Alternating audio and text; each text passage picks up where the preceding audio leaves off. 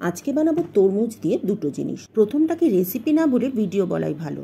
বানাচ্ছি তরমুজের শরবত। প্রতি বছর গরমে প্রত্যেকেই যে যার নিজের বাড়িতে এই শরবতটা অবশ্যই বানিয়ে থাকেন। হ্যাঁ জানি নতুন কিছু নয়, কিন্তু যেহেতু শরবতটা আজকে বানাচ্ছি তাই ভাবলাম ভিডিওটা চ্যানেলে আপলোড করে দিই।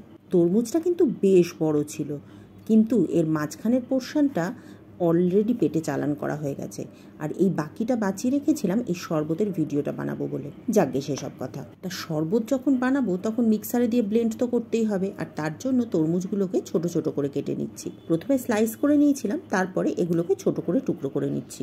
আপনি চাইলে ধৈর্য ধরে দানাগুলো সব ছাড়াতেই পারেন, কিন্তু আমার বাপু অত ধৈর্য নেই, সেই জন্য আমি এইভাবেই ব্লেন্ড করে নিচ্ছি।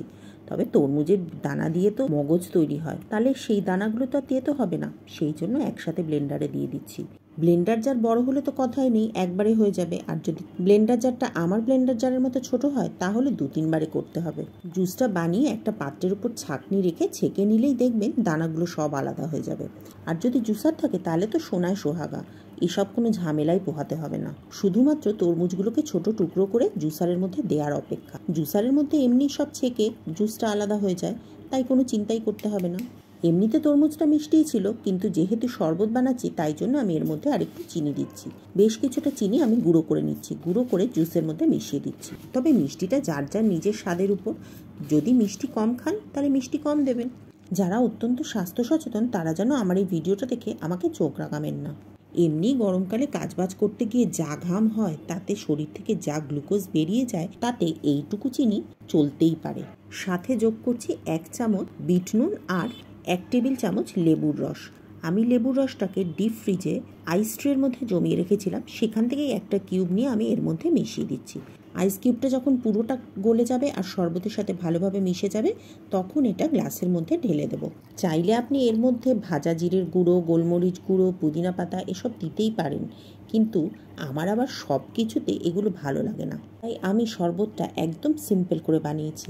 নিশ্চয়ই ভাবছেন যে শরবত বানালো অথচ বরফ দিল না, এ আবার কেমন ধারা। আসলে আমি তরমুজগুলোকে চিলট্রেতে রেখে একদম ঠান্ডা করে নিয়েছিলাম, সেই জন্য আর বরফ টরফ দিইনি। তৈরি হয়ে গেল তরমুজের শরবত।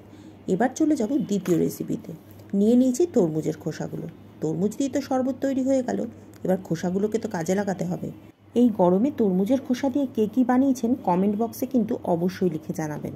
তরমুজের খোসা দিয়ে তরকারি, সেটা নিশ্চয়ই বানানো হয়ে গেছে। আমার ঠাকুমাকে দেখতাম এইভাবে তরমুজের খোসা দিয়ে তরকারি বানাতো, সেটা ঠিক পেঁপের তরকারির মতো খেতে হতো। তখন একদম ভালো লাগতো না, এখনও খুব একটা ভালো লাগে না, তবুও কখনো কখনো নষ্ট না করার জন্য বানিয়েও ফেলি। তরমুজের এই সাদা অংশটা দিয়ে কিন্তু আরেকটা খুব কমন জিনিস তৈরি করা হয়, জানেন কি? সেটা হচ্ছে টুটি ফ্রুটি, যেটা আমরা কেক, আইসক্রিম এইসবগুলোতে দিই। তরমুজের ওপরে সবুজ অংশটা ছাড়িয়ে নিয়েছি, এবারে তরমুজ যে সাদা অংশটা আছে সেইগুলোকে একটু গ্রেট করে নিচ্ছি। দেখে কি মনে হচ্ছে 1 বাটি তরমুজের খোসা গ্রেট করেছি? আরে না, তলায় 1 গাদা জল রয়েছে।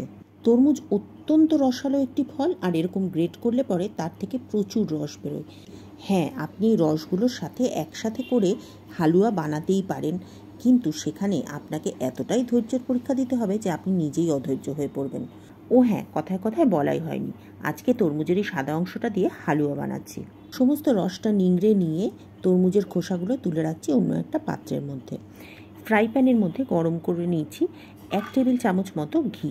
ঘিটা কড়াইতে দিয়ে তার মধ্যে কাজু বাদাম দিয়ে ভেজে নিচ্ছি। আমি এখানে কাজু বাদাম, আমন্ড বাদাম আর কিশমিশ ব্যবহার করেছি। আপনি যে কোনো বাদাম ব্যবহার করতে পারেন, অথবা কোনো রকম বাদাম ছাড়াও এটা বানাতে পারেন, তাতেও কিন্তু খেতে খুব ভালো হয়। বাদাম আর কিশমিশটা ঘিয়ের মধ্যে ভালো করে ভেজে নিয়ে এটাকে তুলে রাখছি একটা পাত্রের মধ্যে। আপনারা এর আগে কে কে তরমুজের এই সাদা অংশটা দিয়ে হালুয়া বানিয়েছেন আমাকে কমেন্ট করে অবশ্যই জানাবেন। সমস্ত ড্রাই ফ্রুটগুলো একটা পাত্রের মধ্যে তুলে রেখে এবার অবশিষ্ট ঘিয়ের মধ্যে ফোড়ন দিচ্ছি 2টো তেজপাতা আর 4টে এলাচ। এলাচগুলোকে আমি হাতের সাহায্যে একটু ফাটিয়ে দিচ্ছি, এতে ফ্লেভারটা খুব ভালো হয়।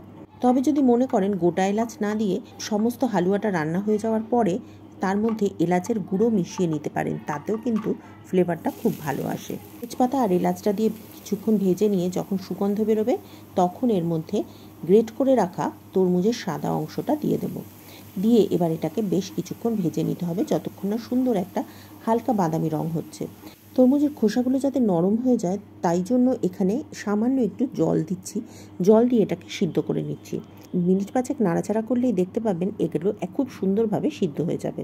আমার মনে হচ্ছিল আর একটু জল লাগবে, তাই আরও 1 চামচ জল দিয়েছি। জলটা দিয়ে মিনিট 5 মিডিয়াম ফ্লেমে রান্না করলেই দেখবেন তরমুজের খোসাগুলো খুব সুন্দরভাবে সিদ্ধ হয়ে যাবে। তবে আমি কিন্তু এখানে একটা ভুল করেছি। এই সময় জল না দিয়ে তরমুজের রসটা দিলেই হতো, আমার কিন্তু মাথায় একেবারে ছিল না। পরে মনে পড়লো, তখন ভীষণ আফসোস হচ্ছিল, কিন্তু তখন তো আর কিছু করার নেই। যাই হোক, তরমুজের খোসাগুলো যখন পুরোপুরি সিদ্ধ হয়ে যাবে তখন এর মধ্যে মিশিয়ে দেবো 1 কাপ চিনি। চিনিটা দিয়ে প্রথমে হাই হিটে রান্না করব 1 মিনিট, এতে চিনিটা খুব তাড়াতাড়ি গলে যাবে। তারপরে আগুনটা মিডিয়াম ফ্লেমে দিয়ে হালুয়াটাকে বেশ ভালো করে নাড়াচাড়া করে তৈরি করে নিতে হবে। এই সময় কিন্তু আগুনের ফ্লেম আর বাড়ানো যাবে না। এই সময় কাজটা কিন্তু বেশ ধৈর্যের পরীক্ষা দেওয়াও বলতেই পারেন। সমানে নাড়াচাড়া করতে হবে আর এটাকে মিডিয়াম ফ্লেমেই রান্না করতে হবে।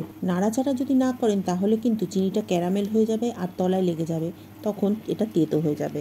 নাড়তে নাড়তে যখন দেখবেন সমস্ত হালুয়াটা প্যানের গা থেকে হালকা হয়ে আসছে, তখন বুঝবেন হালুয়াটা একদম রেডি হয়ে গেছে।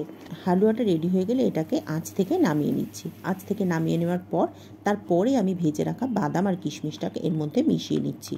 চিনির তৈরি যে কোনো জিনিস বেশ গরম থাকে, সেই জন্য নামানোর পর বাদামটা যোগ করলেও বাদামটা কিন্তু হালকা একটু নরম হয়ে যাবে, তবে পুরোপুরি নরম হবে না। একটা বেশ ক্রাঞ্চি ভাবও থাকবে, আবার নরমও হবে। সেই জন্য আজ থেকে নামানোর পর আমি বাদামগুলোকে এর মধ্যে মিশিয়েছি। তৈরি হয়ে গেল তরমুজের খোসার হালুয়া। সাস্টেনেবল লিভিং আর নো ওয়েস্ট কুকিং কাকে বলে সেটা আমরা কিন্তু অনেক আগেই আমাদের মা ঠাকুমার কাছে শিখে গেছি। ভিডিও কেমন লাগলো কমেন্ট করে জানাবেন, আর ভালো লাগলে লাইক করে একটা শেয়ার করে দেবেন। যারা চ্যানেলে প্রথমবার ভিডিও দেখছেন তারা চ্যানেলটি সাবস্ক্রাইব করে পাশে থাকা বেল বাটনটি ক্লিক করে দেবেন, আর যারা ফেসবুক পেজ থেকে দেখছেন তারা পেজটিকে ফলো করে নেবেন।